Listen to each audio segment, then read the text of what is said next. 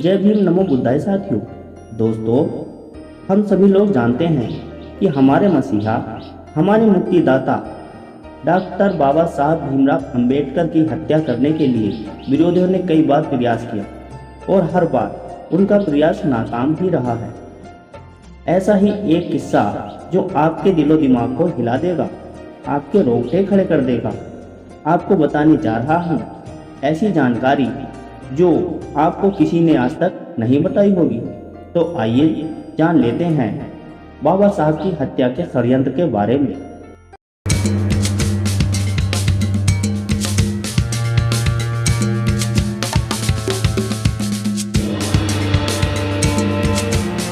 दोस्तों, यह बात सितंबर 1932 की है। गांधी जी के आमरण अनशन का हमासा चल रहा था। इसका प्रभाव पूरे भारत में फैला। इसका प्रभाव लाहौर के ब्रह्म महाविद्यालय पर भी पड़ा। महाविद्यालय में प्रार्थना सभा के दौरान आचार्य विश्वबंधु जी ने गांधी जी के पश्चिम और बाबा साहब डॉक्टर भीमराव अंबेडकर के विरोध में भाषण दिया। इस मार्मिक भाषण का प्रभाव राम सिंह नामक एक विद्यार्थी, जो कि रामदारी शिष्य था, उस पर इतना गहरा प्रभाव पड़ा कि उसने प्रार्थना सभा में ही अपनी तलवार को उठाकर कहा कि आमरण अनशन के दौरान अगर गांधी जी मर गए तो गांधी जी की चिता जलने से पहले मैं अपनी इस तलवार से डॉक्टर अंबेडकर के टुकड़े टुकड़े कर दूंगा। उसकी इस अज्ञानता और मूर्खता भरी बात पर कुछ विद्यार्थियों ने खूब तालियां बजाई और उसके गले में फूलों के हार भी डाले।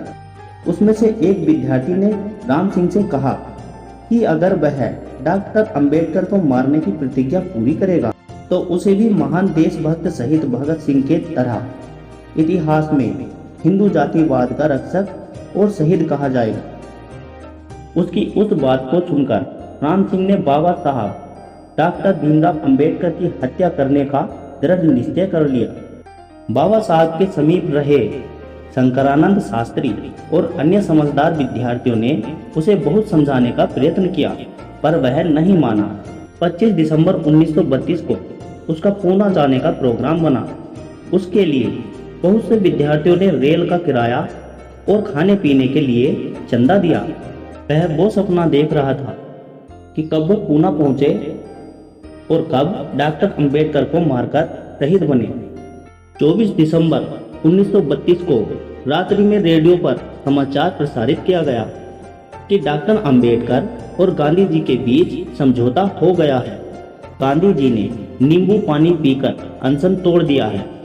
इस दुखद समाचार को सुनकर सबको महान खुशी हुई, लेकिन राम सिंह का दिमागी सपना भंग हो गया था। सबसे बोलना चालना बंद कर दिया था और बिना बताए वह 4 दिन बाद विद्यालय छोड़कर चला गया। शंकरानंद शास्त्री अपनी किताब में लिखते हैं, 25 जनवरी 1944 का दिन था। उस घटना को 12 वर्ष बीत चुके थे। मैं उस घटना को भूल चुका था और अपने ऑफिस में बैठा था।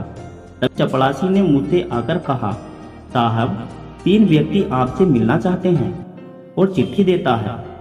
उस चिट्ठी पर लिखा था, राम सिंह आपका पुराना साथी, धम्म महाविद्यालय। उसका नाम पढ़ते ही मैं उठकर बाहर गया और तीनों का स्वागत करके अंदर लाया। राम सिंह ने मुझसे अपनी दास्तान बताई और कहा कि 22 सितंबर 1932 के दिन मैंने बाबा साहब को मारने की प्रतिज्ञा की थी। वह मेरी सबसे बड़ी और सबसे भारी भूल थी। मैं बहुत बड़ा अनर्थ करने जा रहा था। विद्यालय छोड़ने के बाद मैं अपने साथियों के साथ बटला पंजाब से नई दिल्ली बाबा साहब से मिलने गया। उनके पवित्र दर्शन करते ही मुझे एहसास हुआ कि मैं अपने संरक्षक, अपने मार्गदाता के पास हूँ।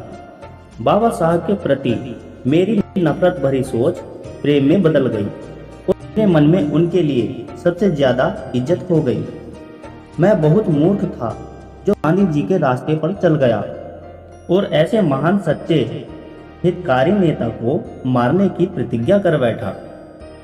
दोस्तों, बाबा साहब के दर्शन करने पर हमारे सभी लोगों पर ऐसा ही प्रभाव पड़ता है। यदि कोई निष्ठापूर्वक बाबा साहब को सच्चे मन से याद करे तो उसका स्वाभिमान बढ़ जाता है।